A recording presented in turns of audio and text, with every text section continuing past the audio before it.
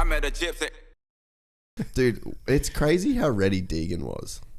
Yeah, well, I saw that coming. Yeah. And I figured we might touch on that a little bit. If you go back to when Deegan was like 14, I've been pretty good friends with the dad for a really long time. We obviously had a little bit of issues when he was the spike guy and way back then. Yeah, when he was like gnarly. Yeah, the spike guy. But I've seen the changes. He's like, it's awesome. Oh yeah, like the family unit there's like amazing. So a few years ago, he's I think he's 2 years older than Ryder, and he was riding scooters, but he got a BMX bike and he wanted to ride BMX. He got an airbag, and I saw him at the track. I'm like, well, go to the skate park with us. Like Ryder'd love to ride with you, and we spent, there was a few months there where they were riding, 2-3 days a week. We were going to skate parks. We were going to Vans Park. We were going to Claremont in San Diego. We were going to ride in his airbag at his house. And within those few months, he ended up with a signature bike from Fit. Like Ryder finally got his bar spins good because Haiden was like, you got to do them. You got to do them. Like, and Haiden did them. Like he just did it. The kid's gnarly. So he's just that talented. He's just good. Yeah. And his dad never really pushed super hard on the moto side. They did the work. Obviously, they won Loretta's and they did all that. But he wasn't training like Justin Cooper is. Yeah. To race Loretta's. Yeah. It was 2 days a week at Paula. It was Charles Dow gym nights. Really not road riding, but like just doing the motos, like doing the gym stuff. And he was riding BMX. He was riding a lot with Ryder. And it was almost like overnight that it was like whoosh, communication was cut. Like it was work time. They signed with Star, moved to Florida. You never heard from the kid again. Like we have his airbag at our house. We have his resi mat. Well, like we have all that stuff because they were gone. Like he already had a good base because of what he had done. But he went back there, and it was with Swanee and all these other guys. And I'm not saying the other guys he's racing with aren't fit, but they don't have his mentality. Like he's been in a fishbowl since he was 3 years old. Like they've had a camera on that kid since he was tiny, and he's been in these situations that adults can barely handle as a child. So there's no pressure for him. It's like if he loses, he's pissed at himself. He doesn't care what a million people on YouTube think. Yeah. Where like if you just get thrown into it and you don't really know, you're going to be worried about what everybody else thinks. Yeah.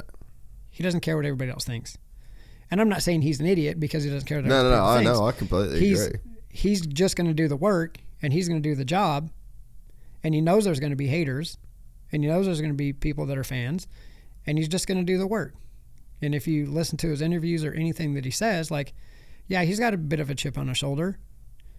But if you were the first person to go 1-1 as a rookie for the whole season, you deserve to have a little chip on your shoulder, I think. And I like the way Hunter presents himself too. Much, much more humble, I believe. But Deegan's paving his own way. He's got a little bit of a chip. He's proven what he needs to do. And it's not a lot of people talk about, like, how did he get this fit?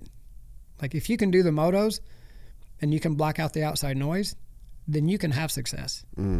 It's not like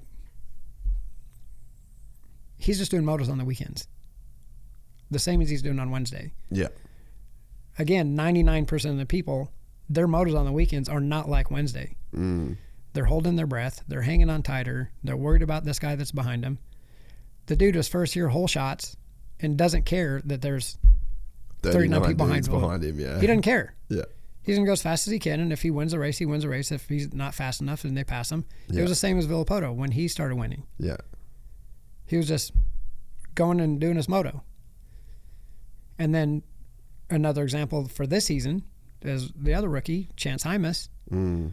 He's amazing. He's so good on a bike, and he leads a little over half of Mount Morris. And his interview after was, I hadn't led in a long time. I felt pressure of the guys behind me and I got tight. Yeah. That's mentality. Yeah, it's just all in the head. It's not because he couldn't do 35 minutes. Yeah. Because he was thinking about the other stuff. Yeah. And Haiden doesn't think of that other stuff. Yeah. Yeah, the moto, I mean, I've always, like, I was very just like, Deegan's going to do this. This is what he's going to do. Like, he's going to be unreal. And it was very clear to me in his riding that, like, that bike skill was there. And then when you talk to him, I mean, even when he was like 14, 15, it was just so one-track mind. So, like, I've known athletes like that before. Mm-hmm. You know, like, I grew up with a kid that he went to the Olympics for swimming. And it's just like the same dude. It's you know the same. what I mean? Yeah. It's like, it's copy, paste, copy. Yeah. So once you see these people that they just have like this crazy vision of themselves, this crazy belief in what they want to do, like, there's an archetype like that type of person, and that's kind of just what he is. You could go into a truck and see who's ready to race. Yeah. You know, like half of them are like getting amped up, pacing in the truck, like worry. You can tell they're thinking about what's coming. Yeah. And then you got knucklehead Danger Boy, who's probably just acting like an idiot. And like Lars even said, like Lars from one of the last races, he's like, yeah, you got this annoying kid in the truck who's just talking crap to everybody and just being annoying. And then he puts his big boy pants on and just executes. Yeah. That's very, very frustrating for the other guys. Yeah, that are trying to think their way into a win. He's not overthinking the situation. Yeah. And that's how it was when I was working with Villopoto. Like, we'd be wrestling in the truck before he would gear up to go down and battle with Townley. Yeah. And Townley's like on the bike and drinking his stuff and like doing everything. And I love Townley, like an amazing champion, but he did it a different way. Yeah, different vibe. You know, and Ryan was just like, whatever. Yeah. And that's how my kid's like, whatever. Yeah. Like on Friday for dual slalom practice, like, I'm like, you need to do this rhythm lane this way. You got to wheelie, hop on the table, and off. And he's like, no, I'm going to double. I'm going to do it this way. I'm like, I'm telling you the other way's faster. He's like, I know how to ride a bike. And he shut me down. And he still qualified really good. The next day for finals, he switched to do it the other way because he realized it was the faster way. Yeah. And he started watching and he's like, well, who's doing it that way? And I'm like, everybody that's going fast. Yeah. So he's like, all right. And then he ended up doing that other way better than, 99%. Well, he was as good as any of them, really. Yeah. So it's just, their mentality is different. Like you can tell when they show up, they're not stressed. They're ready just to go do their thing. Get it done. And it's just execution. Yeah. It's nothing mystical. Yeah. The moto that really was like a big cementing danger boy for me was at Minio's when he got that, like, I think he was last or crashed off the start or whatever. You watch that moto from start to finish and I was just like, oh, y'all are fucked.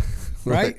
You guys are not ready for what's coming. Yeah. Like, this is this kid like 6 weeks into a big bike and he's just charged down the entire field. Yeah. And in the dark, like just, and then once he got the lead, checked out even more, and it was a 20-minute moto. So I was like, once I saw that, I knew everything I needed to know. Yeah, right. You can't teach that. You can't. You can't. And when you see a couple of things that he's done this year, you're just like, and he's taken a little bit of a beating from the fans a little bit for a couple of issues, but he's going. But he hasn't done. Like, that's just, I was watching the races with a friend of mine, and he's like, he's just sketchy. I'm like, why? Because he sends it. He's like, he's just always running into people. I'm like, who's he taking out? Yeah, literally no. And we went through the whole list of every race he's done all year, and he's never cleaned anybody out. Yeah. And he's finished every race except for the one his bike broke. Yeah. So how sketchy is he? Yeah. And is he a danger? Like, no. He hasn't cleaned anybody. What about Jordan? He never touched Jordan. Yeah. Never even touched him. Yeah. So, no, I'm stoked for the kid, and And again, you know, in my camp with my kid, we use what they've done as an example. Yeah. Like, you can come in, and if your mind's right and you're prepared, you can do whatever you want. Yeah. You know, we even look at the mountain bike stuff, like riders were ridden with Jackson Goldstone. Yeah. Jackson's 2 or 3 years older than Ryder. He's elite now, and Ryder's not even into junior World Cups yet. But we didn't even know that kid was going to race downhill. Yeah. The only time we ever saw him was at Woodward. Yeah.